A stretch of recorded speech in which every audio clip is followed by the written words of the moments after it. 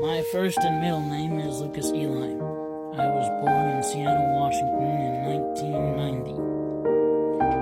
I was raised on reservations and raised with a mother who has been accepted in the Ogallala Sioux and been registered as a pipe carrier and a carrier of eagle feathers. They got around that some way of her holding eagle feathers for someone else. Over here, holding eagle feathers doesn't matter because it's not illegal in this nation. I am in Norway. My first native name was Little Raccoon Boy. My sister's native name was Little Screaming Wolf. My second native name, as I've been told, there's supposed to be 4 names in this way, or this tribe, at least what I've been taught. My second native name was Raven Song, and my third name that I'm currently working on is Blue Bear. I don't remember my sister's names because it's not mine. Mine done something to me, and we don't use this practice all too often. I was raised in such a way that, we were raised with the similar culture. We would hunt down, or not hunt down, we would pick up roadkill alongside the road and use that for native art or in our practices. Fans, rattles, stuff that would go on staffs, and so on. I've been with them making of drums. I have been with many powwows, you name it. When it comes to the making of sweat lodges, I grew up with these things. My mother was under the assumption that you could only use red, no, it wasn't red cedar, it was willow tree. So it was white willow, I think it was, she was told. And then she later got reaffirmed that it doesn't matter what branches you can use anything. So we ended up using anything that was available to us. Well, thank you to my wife for setting this up. I was once on TikTok, I'm not used to it now. But yes, I've grown up with the making of teepees.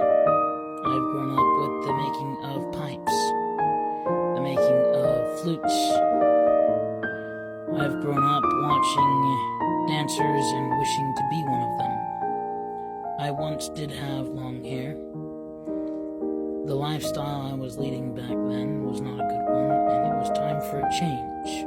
I was told that we should probably cut my hair and change my lifestyle entirely. We did, and I have changed for the better. I haven't gone back to growing my hair. The loss of that was a very traumatic experience, but it brought with a whole new me that I can be prouder of. And yeah, I try to do my best in this world nowadays. I wasn't always a good person, but I do walk closer to nature, and I do walk and preach what I've been taught growing up. My mother has been adopted into the Ogallala Sioux. This was what I was taught. From what she tells me, things might have changed in the past 30 years. 30 plus years. I am 30 years old. She was adopted before I was born. I am the oldest child. Back then, what she had the rights to is what she's been doing. Things might have changed since then. But as she says, and as I say, there's no need to stop doing what you were once taught, because that's what you were taught was right then. Just because you are butt sore because someone that's white has been adopted into a native tribe, has been given native names, and is giving native names, does not mean that it is wrong. If you try and look at what all of these things are teaching, they're trying to teach you to be good people. I don't think you're being a good person right now. As I said, I don't think you're being a good person right now. With all walks of life, all spiritualities are trying to teach you, regardless of which one you're in, is they're trying to teach you to be a good person, to love for others, take care of your environment, just take care of everyone. If you claim to be native, and you have a problem with someone being native, you have a problem with someone being a good person, there might be something you need to be looking at, and that is yourself. It shouldn't bother you that someone is living a happy life and taking care of other people and loving other people. That shouldn't bother you. It should bother you when people aren't. I've heard things about cultural appropriation, but it's my understanding that cultural appropriation doesn't really exist unless you're trying to destroy someone's culture. There's no culture trying to be destroyed.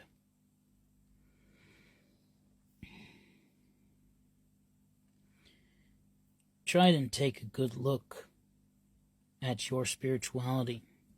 Try and take a good look at what you believe in. Then look at everything around you. Look at Christianity, Judaism,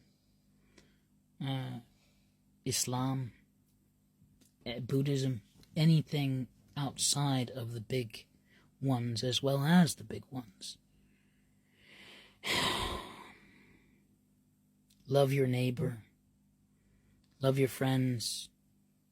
Love people that hurt you. Just because they hurt you doesn't mean that they're bad people necessarily, even if they are bad people.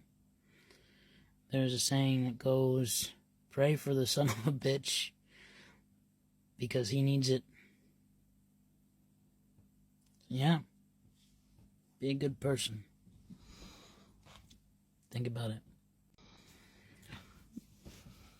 Celtichex and K. Milton, I think his name is. I know him as K. I know Celtichex as Celtic. Just that. Now their names were given as Moonfeather and Raven Stronghold. I was there during the ceremony. I walked around the damn computer because that's all we could do. And what was taught to my mother was you make do with what you have. What we had was a computer. We walked around the computer. We draped the cloth over the computer. Or blanket, towel, whatever you want to call it. It wasn't a towel. It was a blanket. We draped it around the computer. And they did the same on her end to simulate the same thing. I accepted them coming into my family. I have accepted and witnessed many people being welcomed into my family. Some not always I wasn't always too happy with, but I couldn't necessarily say no. In most cases, they either drop out or fall in. And when I mean fall in, they end up picking up a path which is good. They end up becoming good people, and they weren't necessarily good in the first place. And in the cases of them falling out, they died.